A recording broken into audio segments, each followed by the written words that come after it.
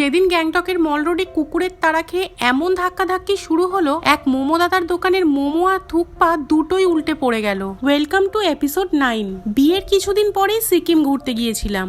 সিকিম ঘোরার তৃতীয় দিনে ঘটেছিল এই বিচ্ছিরি মার্কা কাণ্ডটা। এখন বলতে গিয়ে হাসি পেলেও সেদিনকে সেই মোমো দাদার অপমানটা আমি এখনো ভুলতে পারিনি। তোমরা তো জানোই পাহাড়ি অঞ্চলের কুকুরগুলো বেশ মোটা সোটা আর গায়ের লোমগুলো বড় বড় হয়। এদিকে আমার বর আবার বিশাল কুকুর ভক্ত। সেটা ভালো জিনিস, আমিও কুকুর ভালোবাসি, তবে ভালোবাসার থেকে বেশি পাই ভয়। ঘটনাটা যেদিন ঘটলো সেদিন আমরা সিকিমের বিখ্যাত থুকপা খেতে বেরিয়েছিলাম। সেদিনও একটা কুকুরকে আদর করতে যেই না গেল, কুকুরটা ঘেউ ঘেউ করতে করতে সামনের দিকে এমন তাড়া দিল আমাদের, দৌড়ে পালাতে গিয়ে সোজা ধাক্কা খেলাম সেই মোমো দাদার দোকানে। মোমো আর থুকপা দুটোই উল্টে পড়ে গেল। তবে সব মোমো থুকপা উল্টে যায়নি। উনি বাটিতে করে কাস্টমারের জন্য যেগুলো সার্ভ করছিলেন সেগুলোই ওনার হাত থেকে পড়ে গিয়েছিল আমার ধাক্কা খেয়ে। সবার সামনে উনি এমন কথা শোনালেন, সেই কথা শুনেই আমার পেট ভরে গেল।